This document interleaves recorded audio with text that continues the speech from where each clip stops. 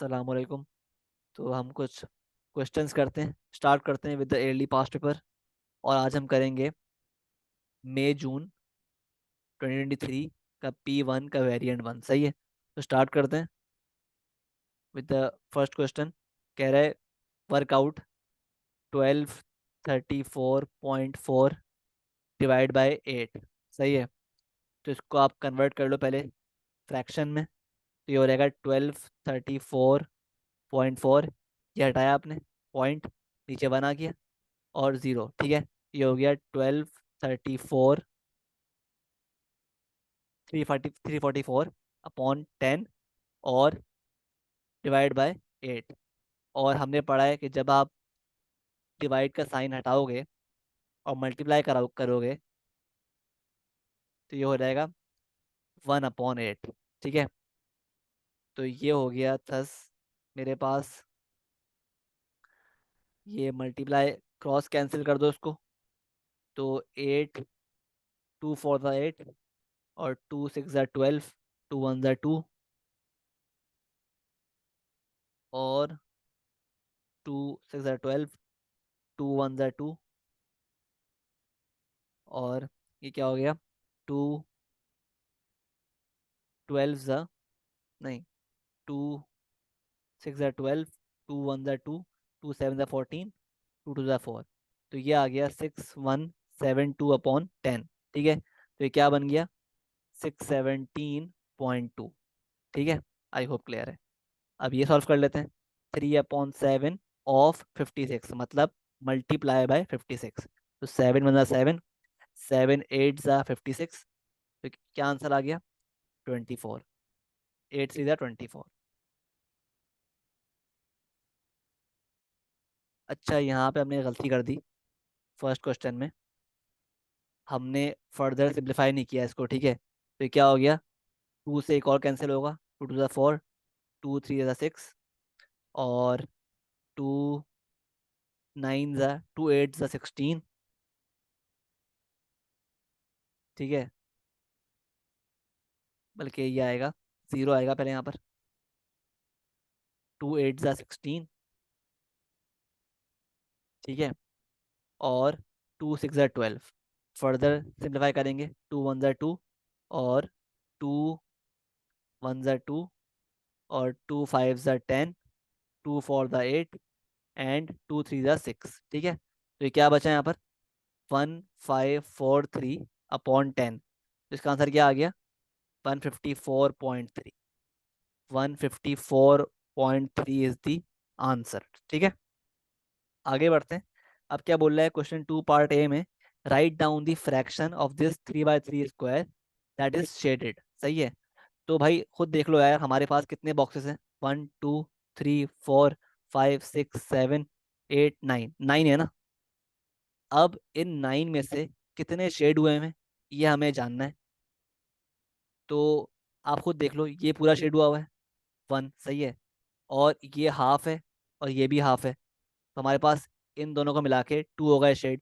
सही है, और ये जो बॉक्स है ये तकरीबन पूरा हुआ हुआ है और ये उसका बकिया हिस्सा इसने कवर किया हुआ है। तो कुल मिला के आपके पास 3 बॉक्सेस का एरिया शेड हुआ हुआ है। तो इसका आंसर क्या हो जाएगा 3/9 मतलब 1/3। ठीक है, अब क्या बोल रहा है इवेल्युएट 0.5 के स्क्वायर। ठीक है, तो 0.5 को आप पहले कन्वर्ट कर लो इनटू फ्रैक्शंस। तो ये हो गया 5/10। इसका स्क्वायर कर लो तो क्या हो जाएगा 25/100। तो आंसर क्या आ रहा है 0.25। ठीक है, आगे बढ़ते हैं। अब क्या बोल रहे हैं क्वेश्चन 3 में पार्ट ए में, the diagram shows 4 straight lines meeting at a point, work out the value of x. तो बहुत ईजी है भाई, खुद देखो यार, आपको पता है कि ये जो पूरा सर्कल का एंगल होता है ये क्या होता है 360। ठीक है, और आपको आउट ऑफ दिस 360 डिग्रीज आपको ये दिया हुआ है 40 दिया हुआ है, 90 दिया हुआ है और ये दिया हुआ है। तो अगर मैं 360 में से इन सबको माइनस कर दूं तो मेरे पास एक्स आ जाएगा। हाँ आ जाएगा। तो एक्स इज इक्वल टू 360 - 40 - 90 -120। ठीक है, तो ये क्या हो गया, x इज इक्वल टू 320 -120 -90। तो ये हो गया x is equal to 300, sorry, x is equal to 200 -90। तो x is thus equal to 110। ठीक है, तो ये आपका आंसर है कि x बराबर है 110 के, 110 के, यानी सही है। आगे बढ़ते हैं। अब कह रहे हैं A B C the straight line and B C D is an equilateral triangle. ठीक है, तो अब क्या बोल रहा है, work out the value of Y, Y निकालना है। तो वाई निकालने के लिए देखो यार, आपको पता है भाई कि ये ट्राइंगल कौन सा है, इक्विलेटरल, और इसका हर एंगल क्या होगा फिर, 60 डिग्री, है ना, ये बात आपको पता है। तो और बी सी डी जो है, बी सी डी जो है, सॉरी, ए बी सी जो है, ये क्या है, स्ट्रेट लाइन। तो आपको पता है यार, स्ट्रेट लाइन जो होती है उसका एंगल क्या होता है, 180 डिग्री। तो ये पूरा एंगल क्या हो जाएगा, 180 डिग्री। तो y निकालने के लिए मैं 180 में से 60 को सब्ट्रैक्ट कर दूंगा, तो मेरे पास क्या आ जाएगा, y, जो कि आ रहा है 120 डिग्री। ठीक है, आगे बढ़ते हैं और बात करते हैं अब क्वेश्चन नंबर 4 की। ठीक है, 4 की बात करते हैं, सही है। अच्छा, अब ये 4 देखो, क्वेश्चन 4 कह रहा है Benjamin age is T years. अब पार्ट 1 में कह रहा है कि Mariam is 5 years younger than Benjamin. तो बेंजामिन की एज अगर टी है, तो मरियम की एज क्या होगी, t-5। सही है, write an expression for Mariam's age in terms of T. तो क्या होगी, t-5। सही है। अब कह रहा है पार्ट 2 में Collins age is twice Benjamin age. तो कॉलिंस एज क्या हो रहेगी, अगर बेंजामिन की एज टी है, तो कॉलिन की एज क्या हो रहेगी, ट्वाइस है ना, तो 2 टाइम्स टी। ठीक है, 2 टी हो गई। अब क्या बोल रहा है, गिवन दैट, पार्ट बी में बोल रहा है, given that a is equal to 3 and b is equal to -2, evaluate 5a -2b। तो बहुत ईजी है, सिंपली आपको इन दो वैल्यूज को प्लग करना है। तो 5 इंटू a क्या है, 3, -2 इंटू b क्या है, -2। तो 5 इंटू 3 15, -2 इंटू -2 क्या होता है, +4। तो 15 + 4 = 19। आगे बढ़ते हैं। अब कह रहा है insert one set of brackets to make the calculation correct.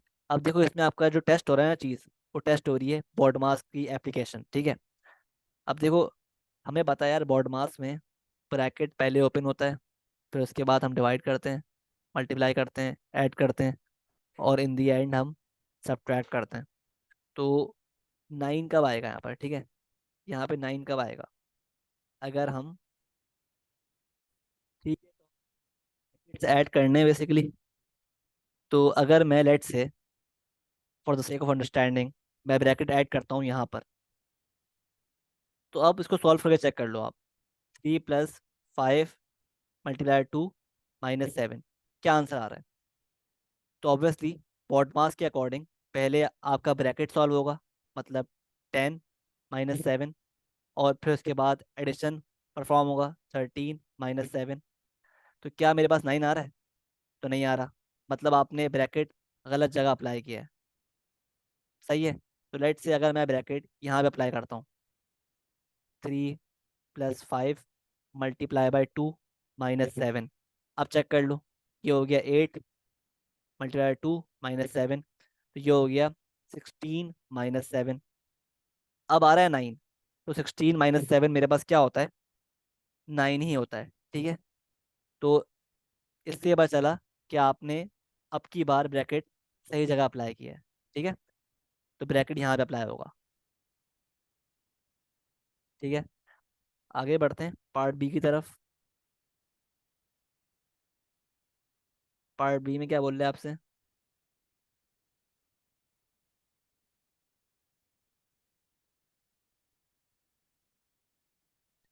Part B में कह रहा है कि आपको सिर्फ इंसर्ट करना है प्लस माइनस और मल्टीप्लाई। ठीक है, इस तरह करना है कि आपका फाइनल आंसर 20 बने।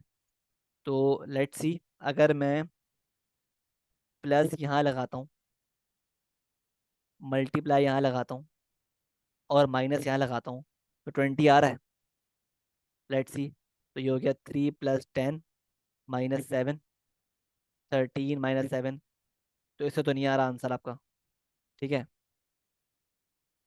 अगर मैं लेट्स से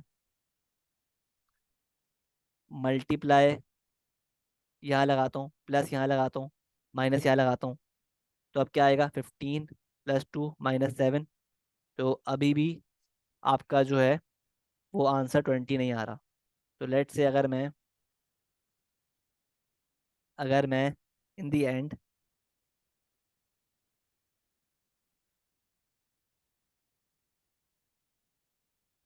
अगर मैं इसमें अब की बार इंसर्ट करता हूँ, मल्टीप्लाई पहले लगाता हूँ, ठीक है, और माइनस लगाता हूँ बीच में, और प्लस लगाता हूँ एंड में, तो अब आ रहा है। Let's see, 15 - 2 + 7।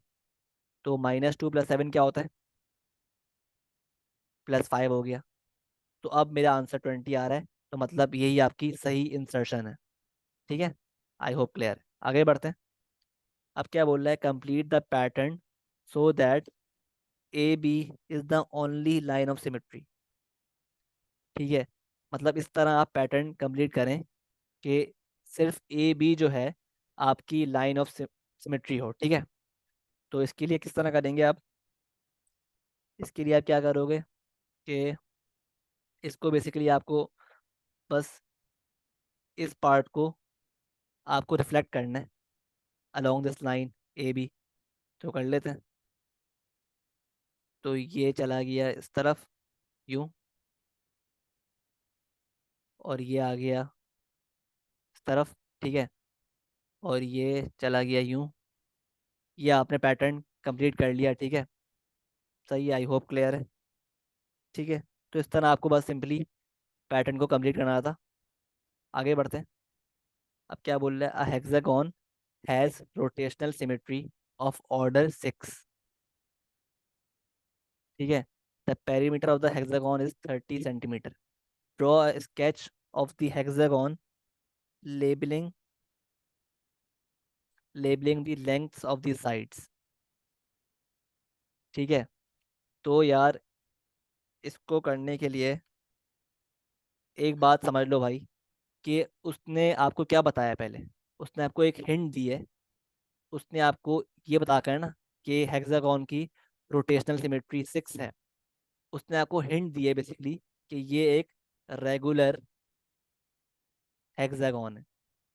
ये एक रेगुलर हेक्सागोन है, क्योंकि रेगुलर हेक्सागोन ही वाहिद हेक्सागोन है जिसका ऑर्डर 6 होगा। ठीक है, तो इससे आपने पिक कर लिया, इस पार्ट से आपने पिक कर लिया कि ये एक रेगुलर हेक्सागोन है। अब आपको पता है भाई कि रेगुलर हेक्सागोन जो होता है,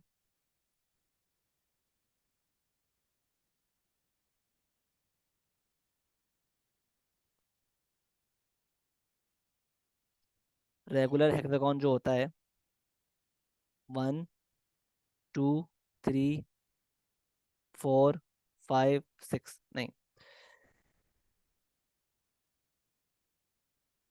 1 2 3 4 5 6। ठीक है, तो ये जो हेक्सागोन होता है रेगुलर, इसकी हर लेंथ जो होती है ना, हर साइड की लेंथ, वो क्या होती है? इक्वल, है ना? ये आप पढ़ चुके हो। ठीक है, आपको पता है। और वो कह रहा है भाई पेरीमीटर क्या है? 30 सेंटीमीटर।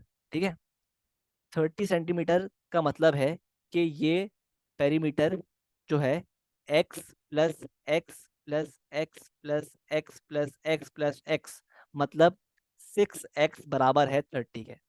तो x क्या हो जाएगा? 5। तो आपने इस इंफॉर्मेशन से निकाल ली हर साइड की लेंथ जो कि आ रही है 5 सेंटीमीटर, और हर साइड की लेंथ बराबर है, क्योंकि ये हेक्सागोन हेक्सागोन जो है रेगुलर है। ठीक है, और इसको आपने ड्रॉ कर दिया, स्केच कर दिया बेसिकली। ड्रॉ नहीं करना, स्केच करना है, मतलब सिंपली आपको शो करना है कि ये आपने हेक्सागोन है, और इसकी जो लेंथ है साइड्स की वो 5 सेंटीमीटर है। ठीक है, तो ये आपने स्केच कर लिया सिंपली। ठीक है, आई होप क्लियर है। आगे बढ़ते हैं। अब कह रहे हैं here are 5 temperatures in degree Celsius, write these temperatures in order from coldest to hottest. अब देखो भाई, जितना माइनस में होगा ना उतना कोल्ड होगा, और जितना पॉजिटिव में होगा उतना हॉट हॉट होगा, सही है। तो मुझे बताओ इन सब टेम्परेचर में से कोल्डेस्ट कौन सा है। तो वो है ऑब्वियसली -18। उसके बाद -10। उसके बाद नहीं, 18 नहीं, ये है -21, सॉरी। उसके बाद -18, उसके बाद -10, उसके बाद है -2, फिर एंड में जो हॉटेस्ट है वो क्या है, 17। सही है। ये आपने लिस्ट कर लिया इनको, कोल्डेस्ट टू हॉटेस्ट। अब क्या बोल रहे हैं, work out the temperature that is 5 centigrade, sorry 5 degree Celsius colder than -18। तो अब देखो क्या बोल रहा है कि वो टेम्परेचर निकालो जो -18 से 5 डिग्री कोल्डर है।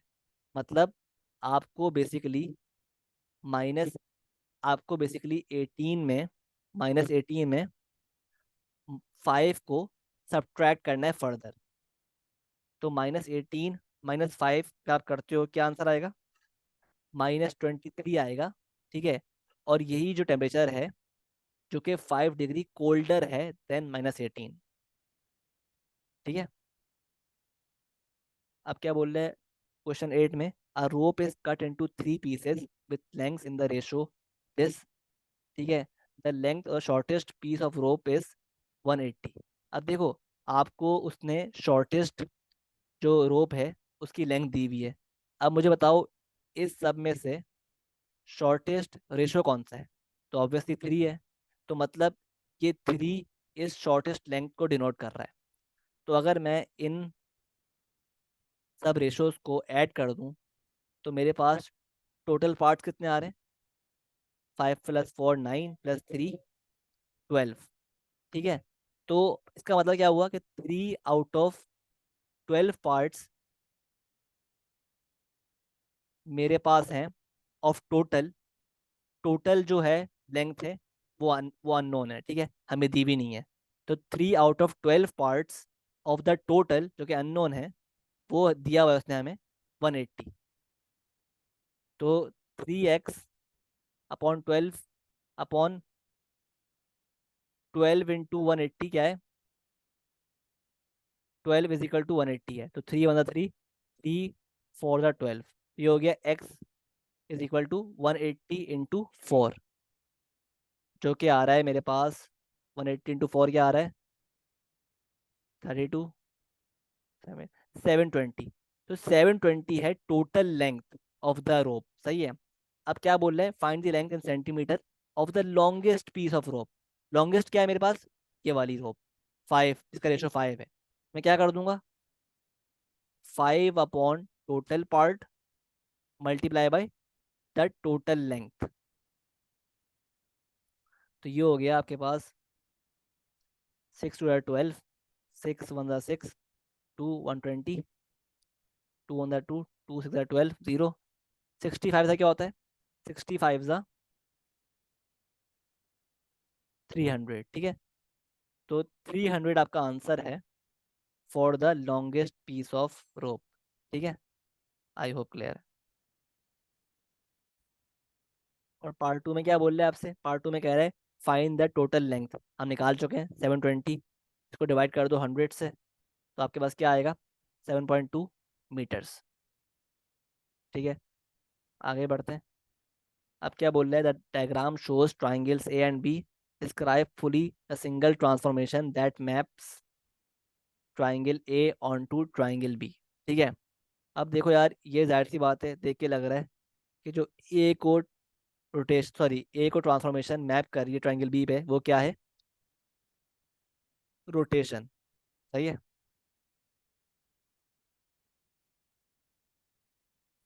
तो अब देखो भाई, इसमें आपको डिस्क्राइब करना है।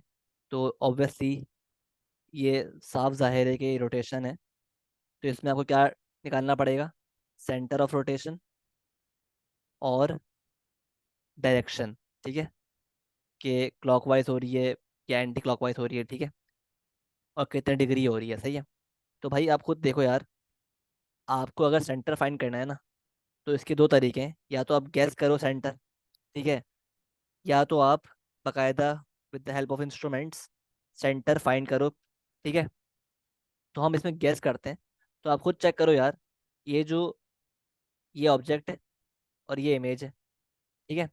तो लेट से हम कहते हैं, हम गैस करते हैं कि भाई हमारा सेंटर ओरिजिन है। तो इसको देखने के लिए, कंफर्म करने के लिए, आप ना सेंटर से जो आपने गैस किया है, ऑब्जेक्ट का और इमेज का डिस्टेंस फाइंड करो। अगर तो सेम आ रहा है तो मतलब वही सेंटर है, ठीक है।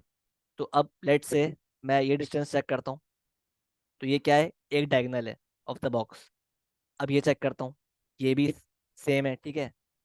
तो फर्दर कंफर्म करने के लिए आप और चेक कर लो, और कोई आपका पॉइंट चेक कर लो। लेट से अगर मैं इसकी बात करूँ, अगर मैं इसकी बात करूँ इस पॉइंट की, और इससे करस्पॉन्डिंग पॉइंट ये रहा, तो आप खुद देख लो भाई, ये कवर क्या कर रहा है, चार बॉक्सेस कवर कर रहा है, और ये भी यहाँ से चार बॉक्सेस कवर करते हुए जा रहा है, ठीक है। तो अगेन ये भी सेम है। तो इसका मतलब क्या हुआ कि आपने गैस कर लिया भाई करेक्टली कि यही हमारा सेंटर ऑफ रोटेशन है। तो सेंटर क्या है, आपके पास आ गया 0,0 यानी ओरिजिन, ठीक है। अब क्या मालूम करना है, डायरेक्शन। आप खुद देखो भाई, हमारे पास ऑब्जेक्ट यूं था ना, यूं, ये किस तरह हो गया, ये ऐसे हो गया मतलब, ठीक है। तो मतलब ये पहले यूं था, ठीक है। तो अब ये क्या हो गया कि यूं हो गया, ठीक है। तो आप चेक कर रहे हो कि ये जो है 90 डिग्री इसमें शिफ्ट आया है क्लॉकवाइज। 90 डिग्री आपको देख के पता चल रहा है भाई कि ये जो इसके अराउंड ना, मतलब ये ऑब्जेक्ट पूरा 90 डिग्री क्लॉकवाइज रोटेट हो गया, सही है। ये पहले इस तरह था, अब यूं आके खड़ा हो गया, सही है।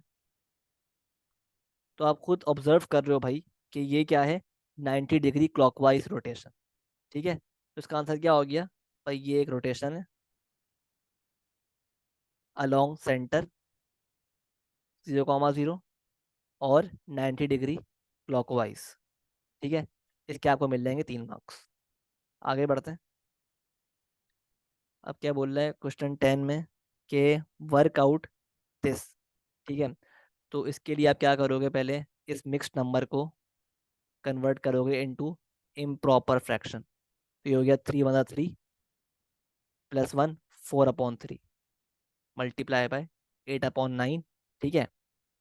तो इसको आप, क्या हो गया आपका आंसर, 8 3 × 8 4 32/27, ठीक है।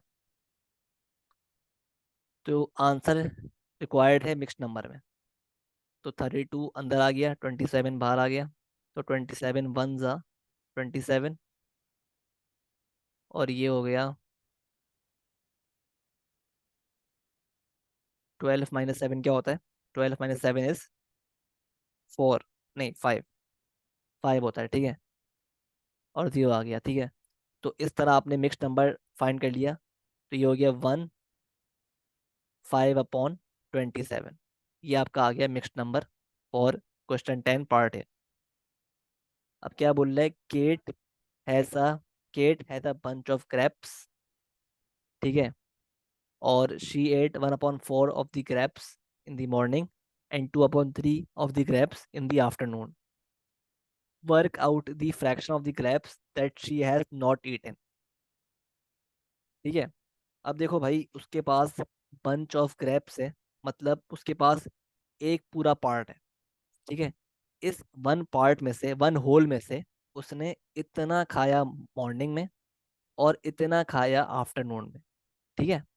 तो अब वो कह रहा है भाई कि work out the fraction of the grapes that she has not eaten, बचे हुए कितने हैं। तो आप क्या करोगे, आप इस वन होल में से, ये पूरे ग्रेप्स हैं, इसमें से आप माइनस कर दोगे जो उसने मॉर्निंग में खाए, और माइनस कर दोगे जो उसने आफ्टरनून में खाए।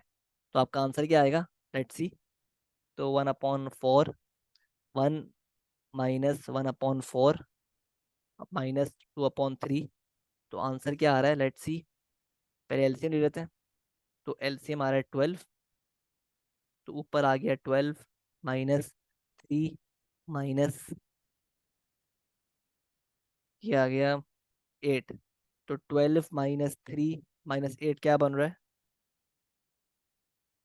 12 -3 -8 8 हो रहा है 1/12। तो ये आपका आंसर है फॉर दिस पार्ट। आगे बढ़ते हैं। अब क्या बोल रहे हैं आपसे, अब कह रहे हैं आपसे कि सॉल्व द इनक्वालिटी दिस। तो x -5 ग्रेटर देन 3x + 7। तो x को आप नहीं, 7 को उधर भेज दो, -5 -7 ग्रेटर देन 3x - x। तो ये हो गया -5 -7 क्या होता है? 9 10 11 12 12 -12 हो गया ग्रेटर देन 2x। और -12/2 इज ग्रेटर देन x। तो x बराबर हो गया, x is greater less than -12/2 यानी -6। ये आपका आंसर हो गया फॉर द 11th क्वेश्चन। ठीक है, आगे बढ़ते हैं। अब बात करते हैं भाई 12th क्वेश्चन की। Ali keeps a record of the computer games he plays. Out of the first 6 games, Ali wins 4. Out of the first 20 games, Ali wins 13. Use these results to find the best estimate for the probability that Ali will not win the next computer game he plays. ठीक है, तो ये कैसे करेंगे? अब देखो यार, इसमें ना आपके पास आपको दी हुई है उसने दो प्रोबेबिलिटीज।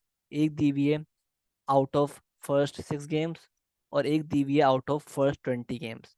तो ऑब्वियसली बेस्ट एस्टिमेट निकालने के लिए हम लेंगे ये वाली प्रोबेबिलिटी, क्योंकि जितना ज़्यादा डेटा होता है उतना एक्यूरेट आपके पास रिजल्ट आता है। ठीक है, तो हम लेंगे ये वाली probability to find the best estimate that Ali will not win the next computer game he plays। ठीक है, तो अब इसके मुताबिक Ali out of first 20 games 13 जीत रहा है।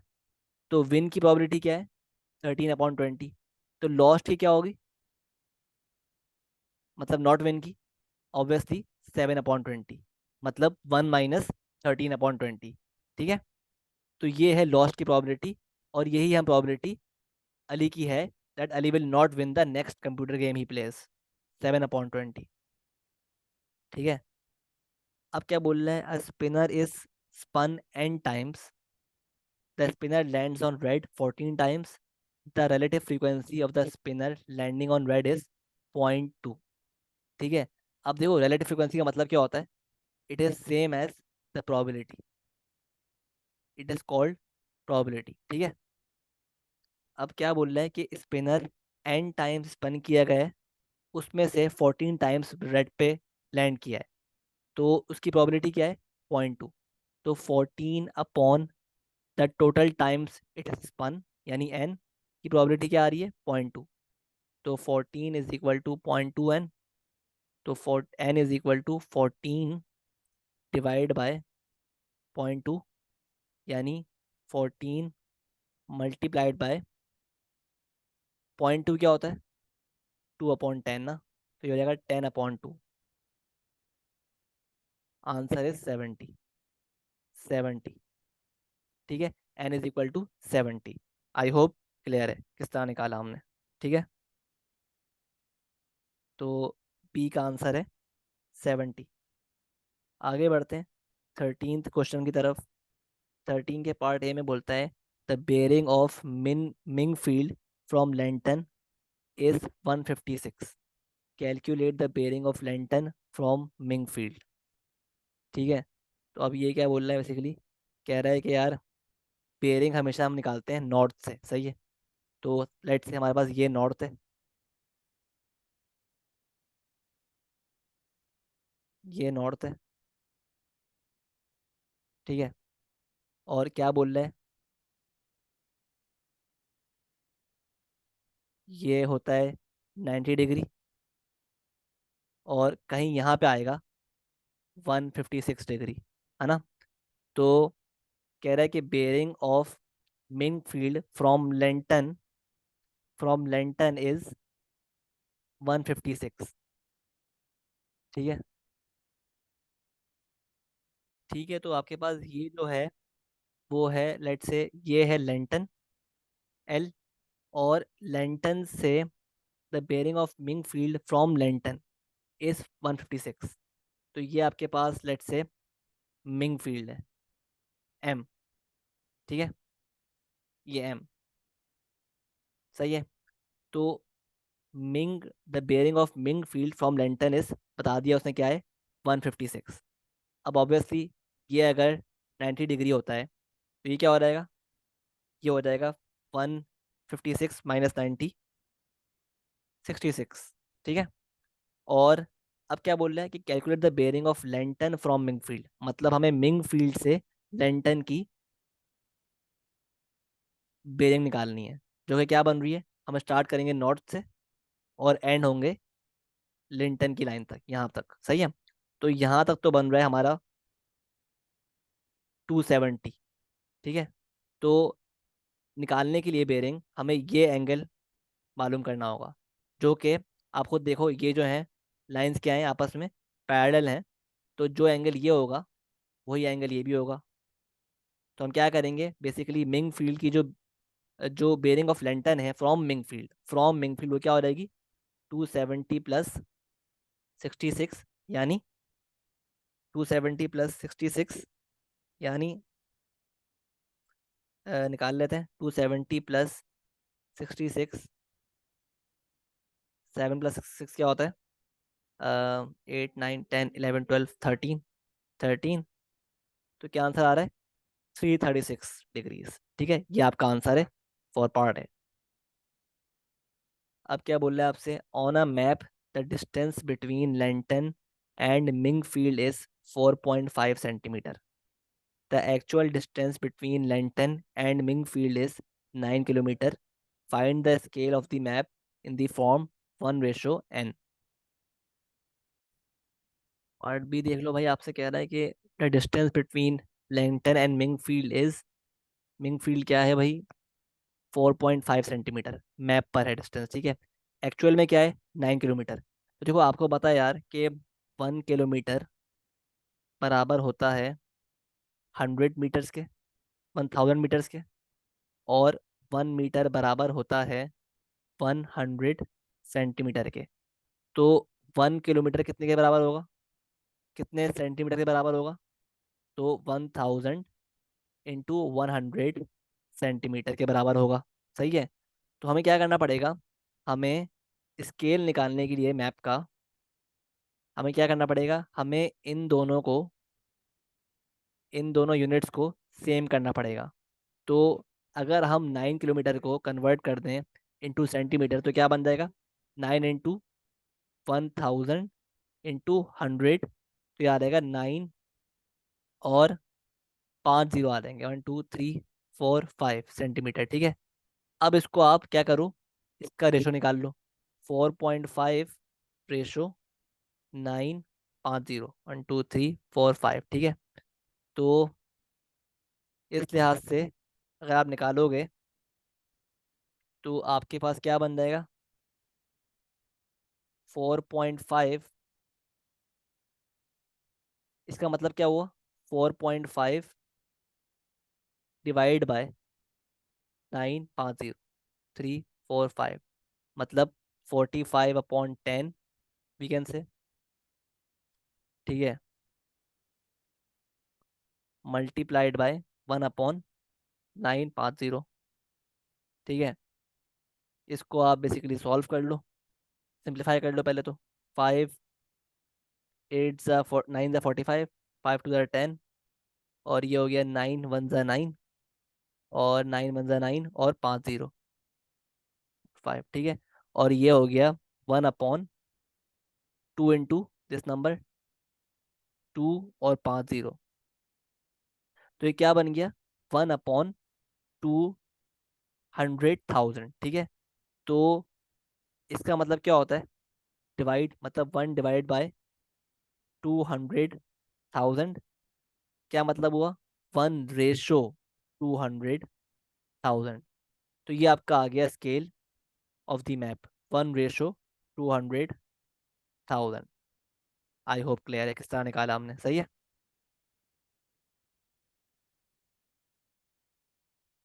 चलो आगे बढ़ते हैं। ठीक है, अब बात करते हैं क्वेश्चन नंबर 14 की। तो इसमें आपसे बोल रहा है एक्सपैंड एंड सिंप्लीफाई। तो 5 × 3x - 2 -3 × 2x - 3। ठीक है, तो 5 × 3 = 15, x -10 -6x + 9। ठीक है, तो ये हो गया 15 - 6 क्या होता है? 15 - 6 होता है 9x, -10 + 9 क्या होता है? -1। ठीक है, सही है। तो ये आपका आंसर है, 9x - 1 इज योर आंसर। ठीक है, अब ये देखो भाई, इसको एक्सपैंड करना है और सिंप्लीफाई करना है। 2x पहले मल्टीप्लाई होगा x - 7 से, +3 मल्टीप्लाई होगा x - 7 से, तो ये हो गया 2x² -14x +3x -21। ठीक है, तो ये क्या हो गया? 2x²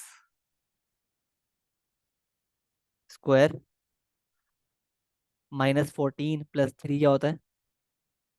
-11, सॉरी, हाँ, -11x -21।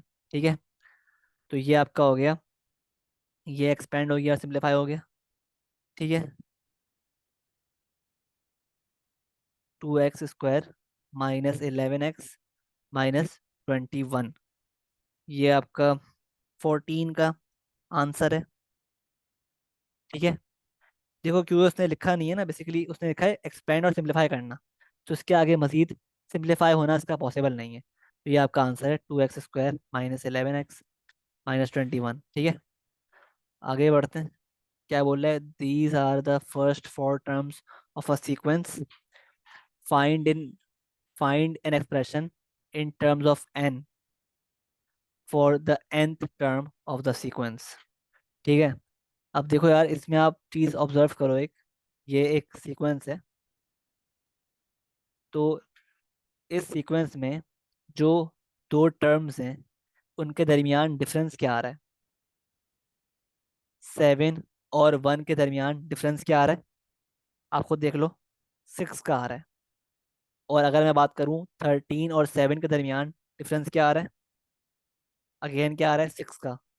सिमिलरली 19 और 13 के दरमियान डिफरेंस क्या आ रहा है? अगेन 6 का आ रहा है। तो आप चेक कर रहे हो कि ये ऐसी ऐसी सीक्वेंस है जिसमें कॉमन डिफरेंस आपको मिल रहा है।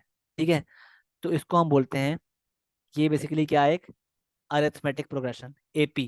ठीक है, तो इसकी nth टर्म निकालने के लिए हम एक फॉर्मूला यूज करते हैं, Tn = ये Tn क्या है? nth term, a + n - 1 × d।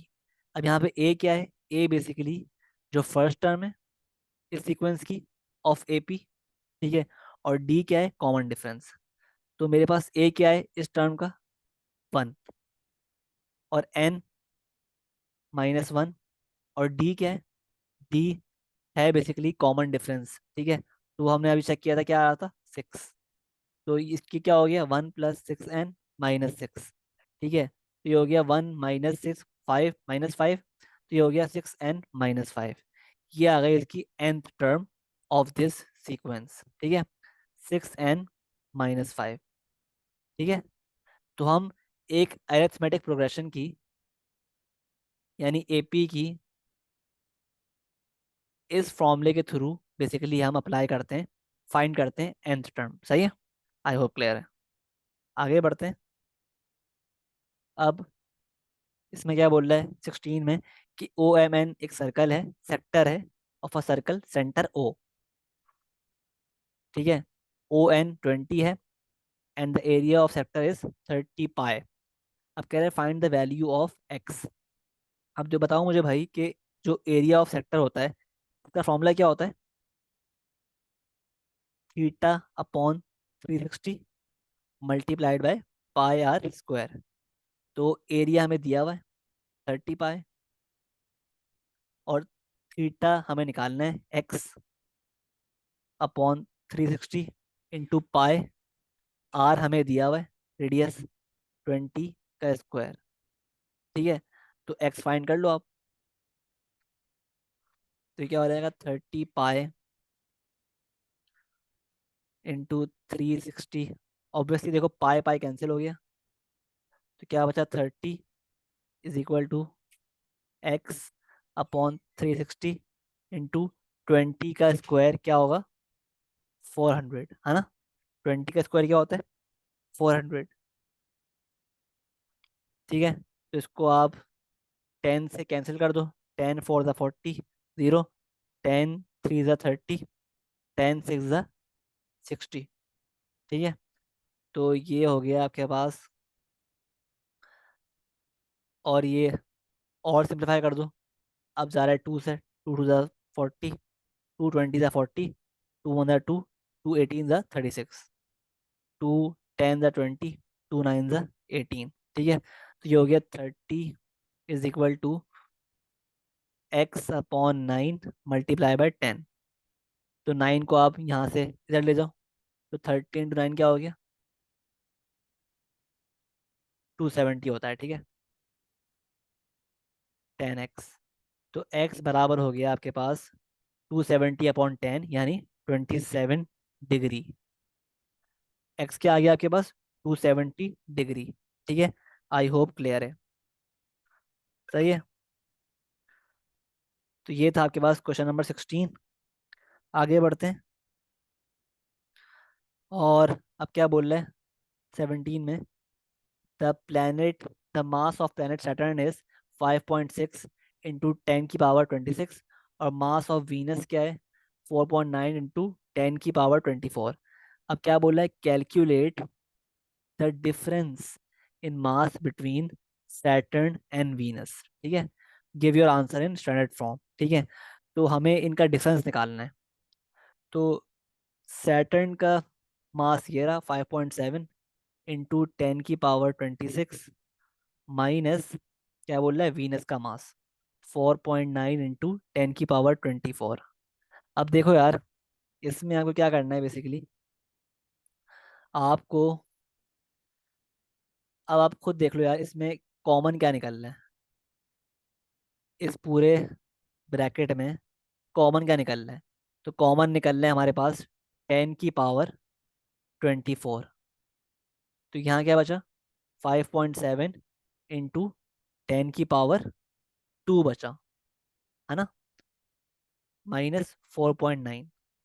ठीक है, तो 10 की पावर 24 मल्टीप्लाइड बाय 5.7 इंटू 100 क्या होता है? 570। ठीक है, 5.7 इंटू 100 क्या होता है? 570 -4.9। ठीक है, तो 570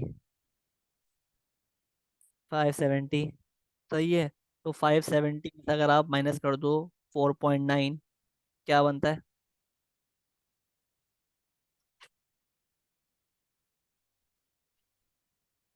1 और 0.9 - 4 565, तो 565.1 बनता है। ठीक है, तो 10 की power 24 multiplied by 565.1।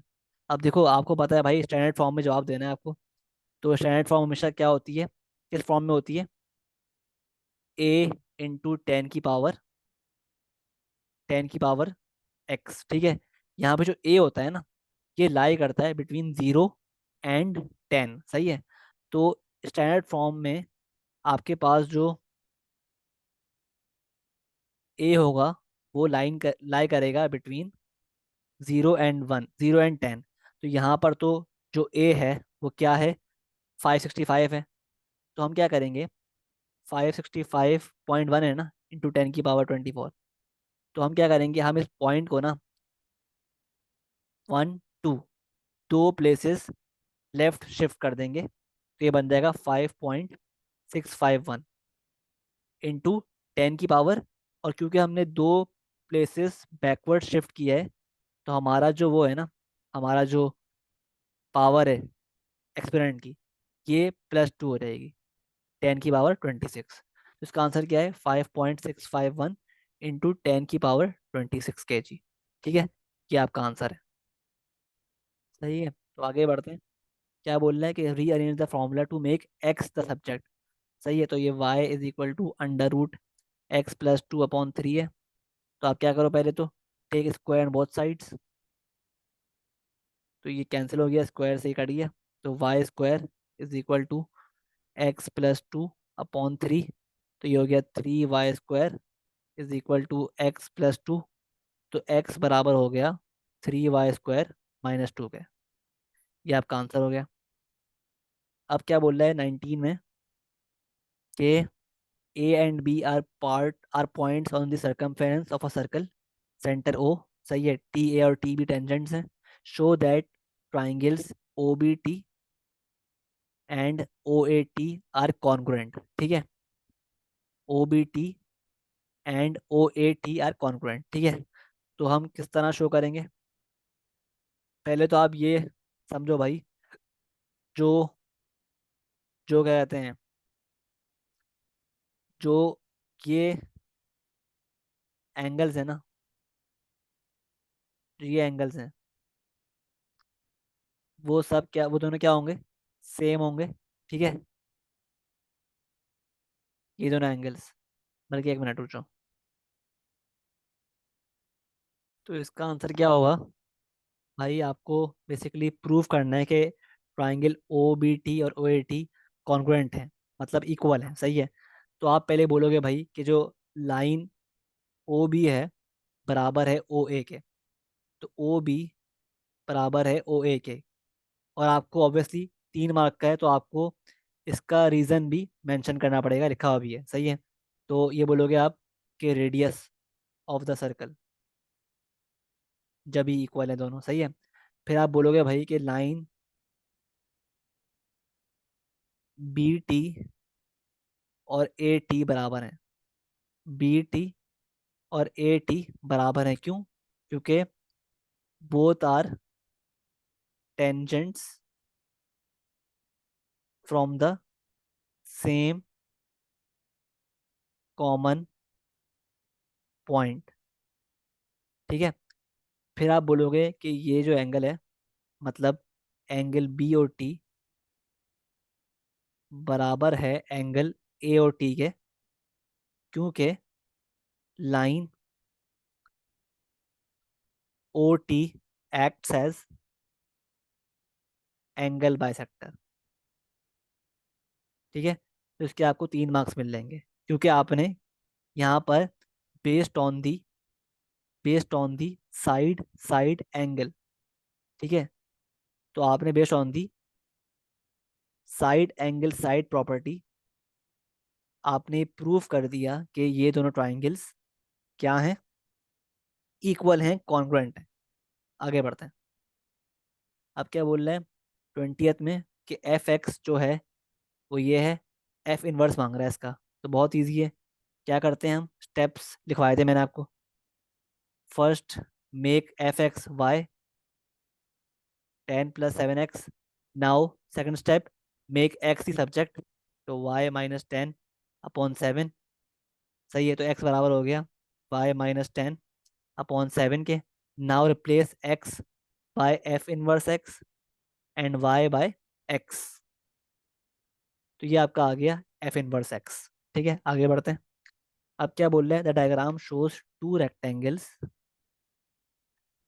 Rectangle ABCD is mathematically similar to PQRS। ठीक है, दोनों सिमिलर हैं आपस में, और AB बराबर है 12 के, और BC बराबर है 9 के, और PQ बराबर है 8 सेंटीमीटर के। तो अब क्या बोल रहे हैं आपसे, ये कह रहे हैं find the shaded region, shade area. सही है, तो अब देखो भाई, ऑब्वियसली देखो, जो ए बी सी डी है वो बराबर है किसके, पी क्यू आर एस के। तो आप क्या करोगे, ये एरिया फाइंड करने के लिए आपको पहले पूरे ए बी सी डी का एरिया फाइंड करना है, उसमें से पी क्यू आर एस का एरिया सब्ट्रैक्ट कर देना है, सिंपल। उसके लिए अच्छा, अब to find the area of P Q R S आपको निकालना पड़ेगा पी क्यू आर एस की विड्थ, जो कि अननोन है, ठीक है। लेकिन उसने ये बताया हुआ है कि ये दोनों ट्राइंगल जो हैं वो सिमिलर हैं। तो अगर मैं, आपने पढ़ चुके हो भाई कि जब दो ट्राइंगल्स आपस में सिमिलर होते हैं, ठीक है, तो हम लेंथ निकालने के लिए, अननोन लेंथ निकालने के लिए ये फॉर्मूला इस्तेमाल करते हैं, L1/L2 is equal to x1/x2, ठीक है। तो ये अप्लाई कर लेते हैं फॉर्मूला, ठीक है। तो अब क्या करेंगे, L1 क्या है, length, first length of the first figure, और x1 क्या है, second length of the first figure, ठीक है। तो लेट्स से अगर मैं L1 ले रहा हूँ इसकी लेंथ, तो L2 क्या लूँगा, इस छोटे वाले रेक्टेंगल की लेंथ, इज इक्वल टू, अगर मैं x1 ले रहा हूँ इस बड़े वाले रेक्टेंगल की विड्थ, तो x2 क्या लूँगा, क्यू आर, यानी unknown width of the P Q R S. तो इसको आप क्रॉस मल्टीप्लाई कर दो, 12x इज इक्वल टू 9 8 से क्या होता है, 8 9 से 72। तो x बराबर हो गया 12 5 से 60, 12 6 से 72। तो x हो गया मेरे पास 6, ठीक है। x क्या आ गया, 6। वंस मेरे पास x आ गया, now I can easily find the area of P Q R S. तो अब पहले आप निकालो area of A B C D, तो वो है लेंथ इंटू विड्थ, यानी 12 इंटू 9। तो ये आ रहा है आपके पास 108। फिर आप निकालो area of smaller triangle P Q R S, जो कि आ रहा है 8 इंटू 6, यानी 48। तो आप इस बड़े एरिया को, एरिया में से छोटा एरिया माइनस कर दोगे, तो आपके पास क्या आ जाएगा, ये शेड एरिया आ जाएगा। तो 108 माइनस 48, आंसर क्या आ रहा है, 60। ये आपका आंसर है, सेंटीमीटर स्क्वायर, सही, ठीक है। ये आपका आंसर है of the shade area. I hope clear है, ठीक है। आगे बढ़ते हैं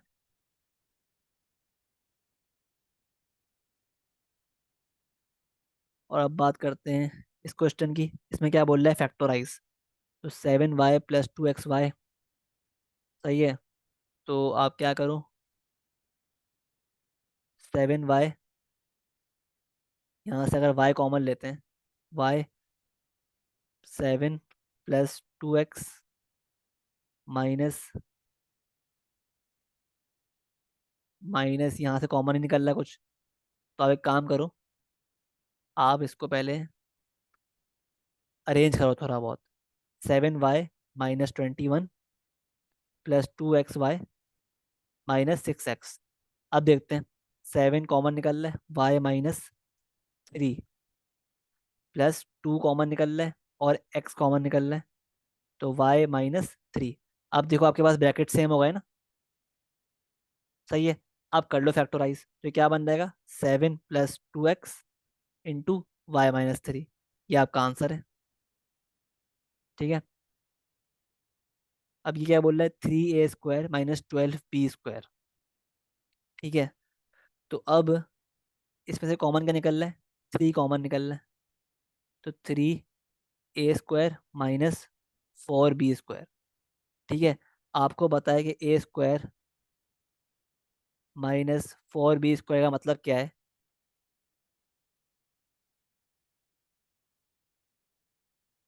a + 2b into a - 2b, है ना।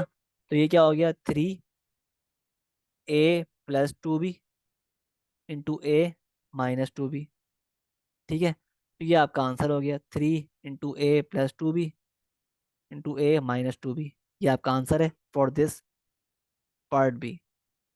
आगे बढ़ते हैं। ये सवाल देखो, इसमें आपसे बोल रहे हैं कि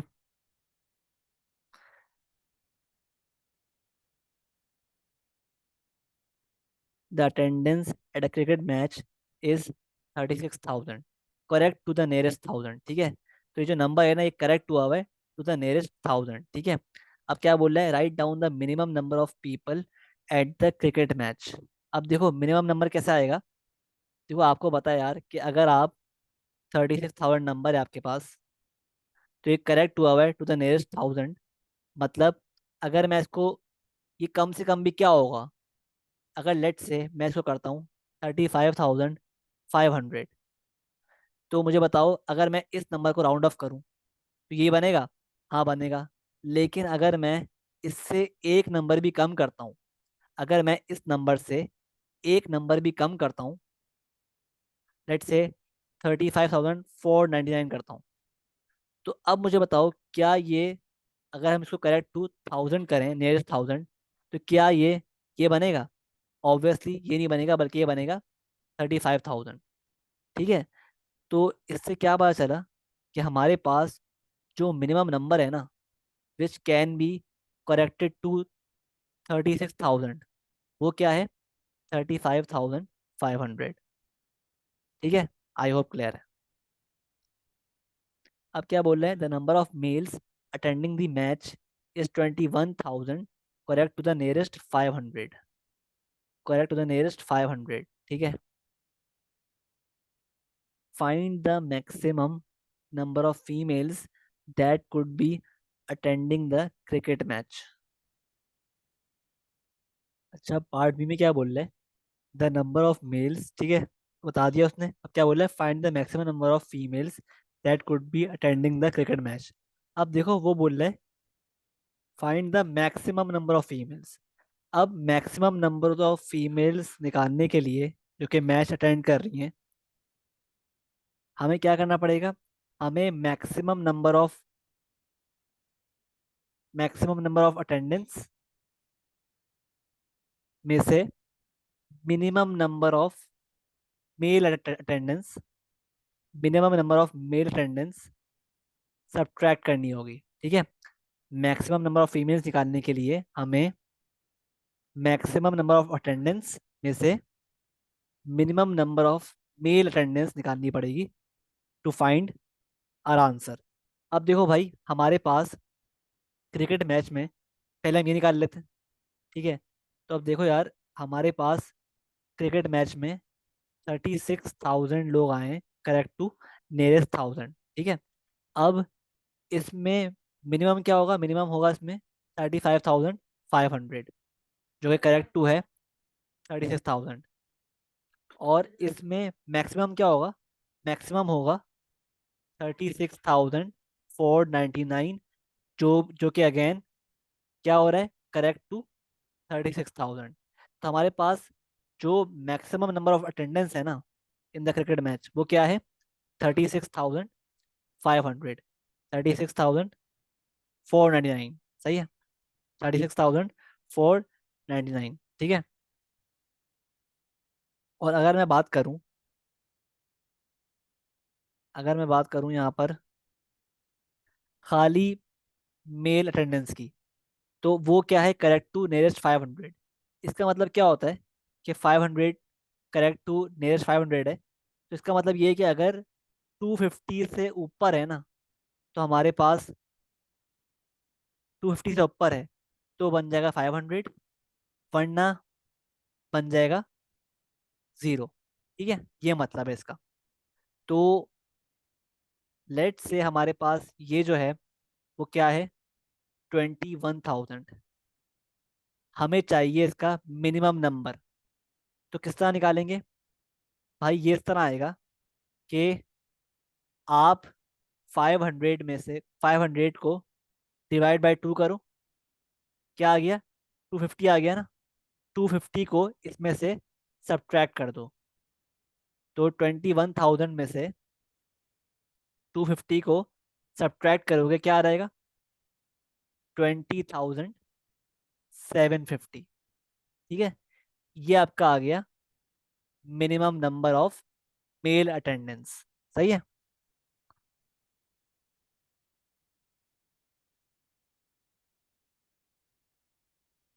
तो आपके पास ये भी आ गया, -20,750। क्या आ रहा है आंसर? 36,499 -20,750।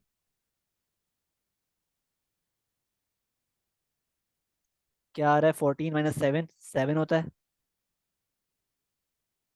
तो आंसर आ रहा है 15,749। ये है आपके पास number of, maximum number of females in the cricket match, 15,749। ये आपका आंसर हो गया। ठीक है, आगे बढ़ते हैं। अब क्या बोल रहे हैं? 100 batteries are tested to see how long they last. Table बना हुआ है, ठीक है, और हिस्टोग्राम भी बना हुआ है। कंप्लीट करना है इसको, तो कर लेते हैं। 10 से 15 तक जो है वो क्या है? फ्रीक्वेंसी क्या है? 10। अब देखो, अगेन, क्योंकि हमारे पास ये जो टेबल है, जो टेबल है, इसमें क्लास इंटरवल्स जो हैं वो क्या हैं? अनइक्वल। क्लास इंटरवल्स अनइक्वल हैं, तो इसमें बेसिकली क्या बन रहा होगा? Frequency density diagram. ठीक है, तो इंस्टेड ऑफ फाइंडिंग फ्रीक्वेंसी, हमें निकालनी पड़ेगी पहले फ्रीक्वेंसी डेंसिटी, जो कि निकलती है किस तरह? Frequency upon class width. तो फ्रीक्वेंसी अपॉन क्लास विड्थ क्या है? क्लास विड्थ क्या है? 10 से लेकर 15 तक, 11, 12, 13, 14, 15। तो 10/5, मतलब 2 आ गई यहाँ की। और यहाँ पे क्या हो जाएगी? फ्रीक्वेंसी 24 अपॉन क्लास विड्थ 16, 17, 18, 19, 20, 21, 6 है। तो ये आ गई आपके पास 4। और ये क्या आएगी? 36/22, 3, 4, 5, 6, 7, 8, 9, 10। तो 9। तो ये आ गई आपके पास 4। और ये क्या आ रही है? 30/31 से लेकर 50 तक है। ठीक है, तो ये क्या आ रही है? 20 आ रही है। ठीक है, ठीक है। तो फ्रीक्वेंसी अपॉन क्लास वेट 31, 2, 3, 4, 5, 6, 7, 8, 9, 10, 40, 41, 4, 5, 6, 7, 8, 9, 10। ठीक है, तो अगेन ये क्या आ रही है? 20। तो 30/20, जो कि है 1.5। सही है। तो आप बेसिकली ये फ्रीक्वेंसी डेंसिटी प्लॉट करोगे इंस्टेड ऑफ द फ्रीक्वेंसी। ठीक है, तो 10 से लेकर 15 तक की फ्रीक्वेंसी डेंसिटी क्या आ रही है? 2। तो 2 आ रही है, 2 प्लॉट कर दो। ठीक है, और फिर है, फिर 4 है, फिर है 21 से लेकर 30 तक की दोबारा 4 है, 21 से लेकर 30 तक की अगेन 4 है।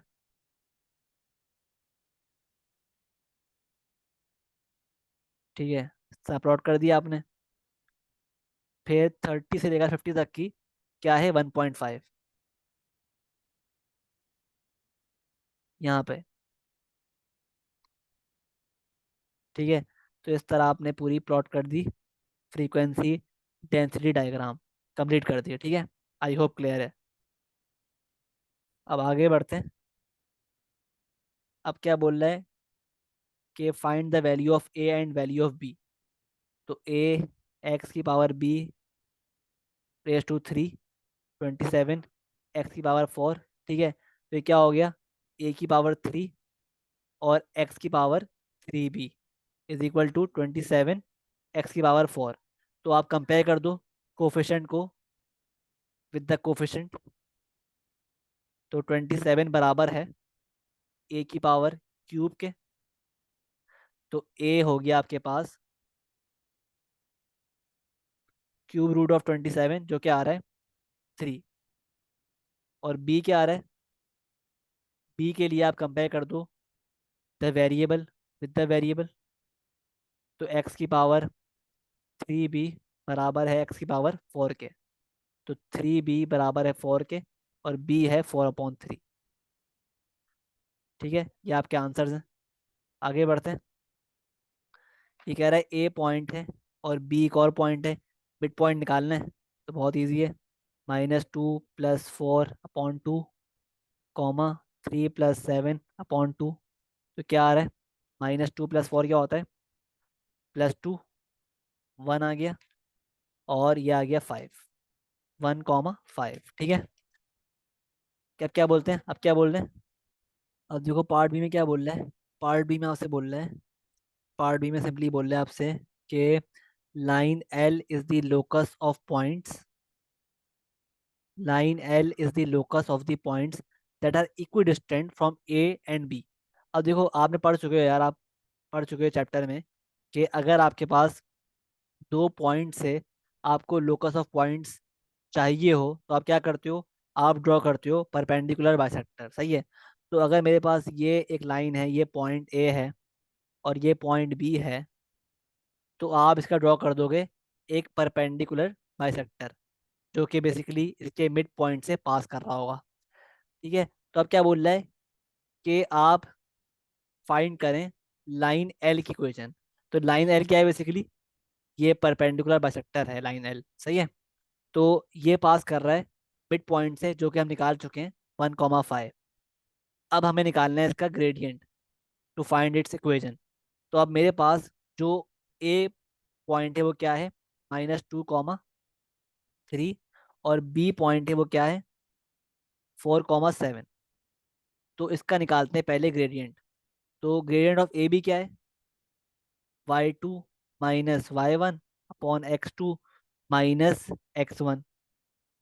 तो 4/6 आ गया, ठीक है। अब देखो क्योंकि मेरे पास ये perpendicular bisector line L perpendicular है, तो ये क्या हो जाएगा, m क्या हो जाएगा, m will be negative reciprocated, मतलब ये हो जाएगा -6/4। तो मेरे पास m जो है ऑफ l क्या आ गया, -6/4। तो मेरे पास m भी आ गया और पॉइंट भी दिए हुए। अब अप्लाई कर दो आप simply, y - y1 = m × x - x1। तो y - y1 क्या है, 5, m क्या है, -6/4, इंटू x - x1 क्या है, ठीक है। तो 4y - 20 = -6x + 6, ठीक है। तो 4y + 6x +6 + 20, 26। तो ये आपकी आ गई इक्वेशन फॉर लाइन एल, और यही आपका आंसर है। ठीक है, आगे बढ़ते हैं, लास्ट क्वेश्चन देखते हैं। क्या बोल रहा है कि O A B C is a parallelogram. O आपको दिया हुआ है और ओ सी भी दिया हुआ है, और एम जो है मिड पॉइंट है बी सी का, सही है। तो क्या बोल रहा है, T is the point on O B such that O T ratio T B is 2:1। ठीक है, अब कह रहा है find O B in terms of A and C. O B निकालना है, तो ओ बी किस तरह निकलेगा, ओ बी निकालने के लिए हमें मूव करना पड़ेगा ओ सी प्लस सी बी, या ओ बी निकालने के लिए हमें O A plus A B, O B निकालने के लिए ओ ए प्लस ए बी। तो ओ ए क्या है मेरे पास, ओ ए है मेरे पास 2a, और ए बी क्या है, क्योंकि ये हमारे पास क्या है, पैरेललोग्राम है, तो ये साइड ऑपोजिट साइड्स क्या होती हैं इसमें, इक्वल और पैरेलल होती हैं। तो अगर ये 3c है तो ये भी क्या हो जाएगा, 3c। तो 2a + 3c आपका आंसर है फॉर ओ बी। ठीक है, तो आगे बढ़ते हैं। अब क्या बोल रहा है पार्ट बी में, express as simply as possible in terms of A and C A M निकालना है। तो ए एम मतलब इसकी बात कर रहा है, ठीक है। तो ए एम निकालने के लिए आपको मूव करना पड़ेगा A B plus B M.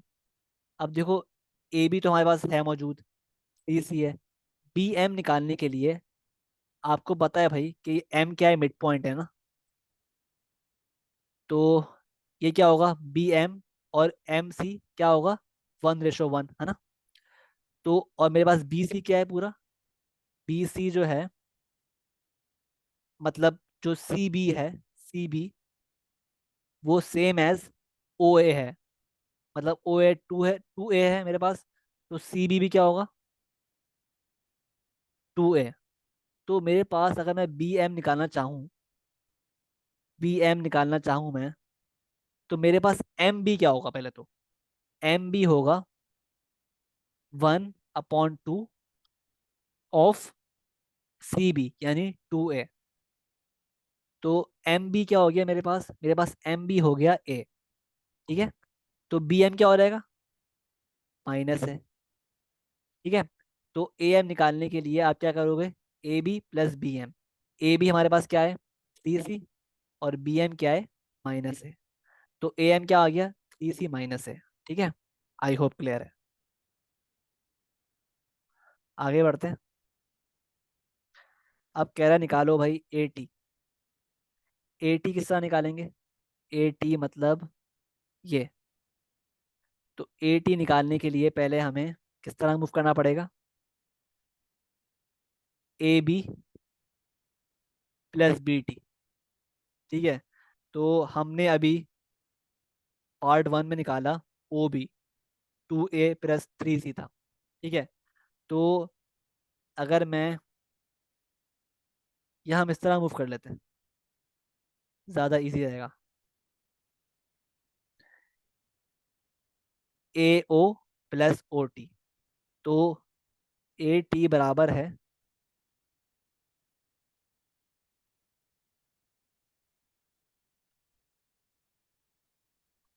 A T बराबर है ए ओ प्लस ओ टी के। ठीक है, तो ओ टी क्या है मेरे पास, ओ टी हो जाएगा 2/3 ऑफ ओ बी, यानी two A plus three C.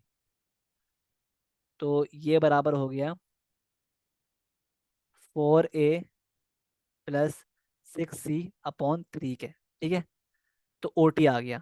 तो ए टी क्या हो जाएगा मेरे पास, ए टी प्लस मेरे पास हो जाएगा ए ओ यानी -2a प्लस ओ टी यानी 4a प्लस 6c/3।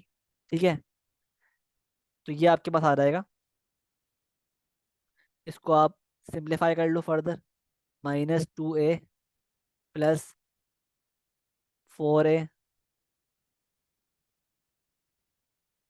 एलसीएम ले लो, एलसीएम पहले तो, 3 -6a plus 4a plus 6c। ठीक है, तो -6 प्लस 4a क्या होता है, -2a, तो -2a प्लस 6c/3, ये आपका आंसर है फॉर 80। अब क्या बोल रहे हैं, show that A T M, show that A T M is a straight line. A T M इसकी बात कर रहा है, A T M is a straight line, हमें शो करना है। तो ये किस तरह करेंगे, बेसिकली हमें इसके लिए पहले निकालना पड़ेगा ए टी, और फिर निकालना पड़ेगा टी एम। तो ए टी हम निकाल चुके हैं, क्या आ रहा है, -2a/3 प्लस 6c/3, है ना, ये आ रहा है ना आपके पास ए टी। इसको सिंप्लीफाई कर लो, तो ए टी क्या आ रहा है फाइनल, -2/3a प्लस 3c। ठीक है, तो अब निकालते हैं हम पहले टी एम निकालते हैं। तो टी एम निकालने के लिए हम किस तरह मूव करेंगे,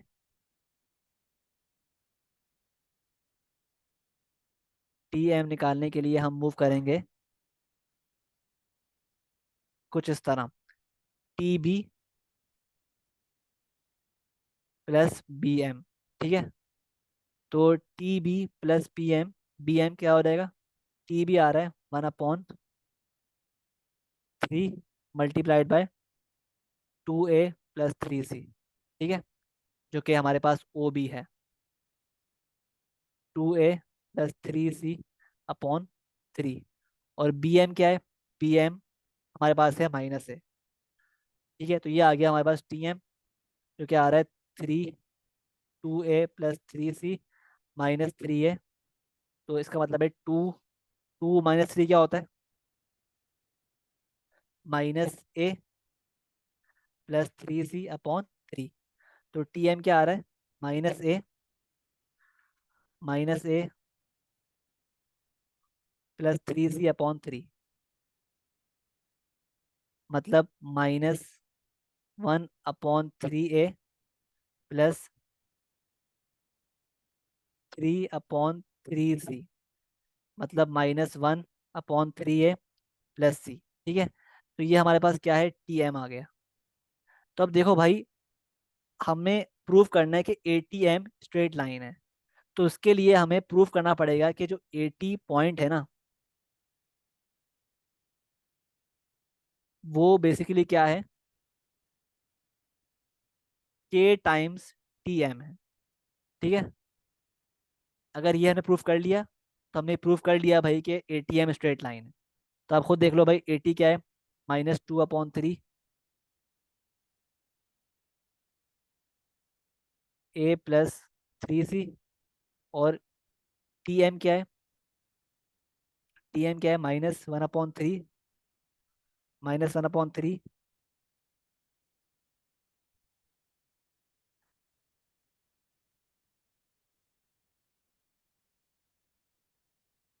ए प्लस सी। ठीक है, तो अगर मैं इस चीज से कॉमन निकाल लूं, बल्कि हमें इसमें से ये प्रूफ करना है कि जो ए एम है ना, वो पैरेलल है ए टी के। सही है,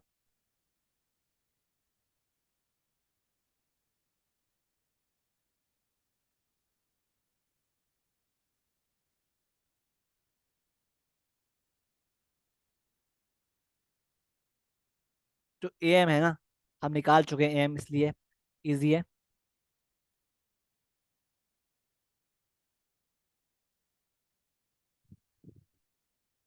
ए एम क्या आया था, ए एम आया था हमारे पास, बी का पार्ट वन था, ए एम आया था 3c - a, है ना। और ए टी क्या है, 3c - 2/3 है। ठीक है, तो आप चेक कर लो भाई कि ए एम जो है ना, वो बराबर है बेसिकली 3/2 ए टी के, है ना।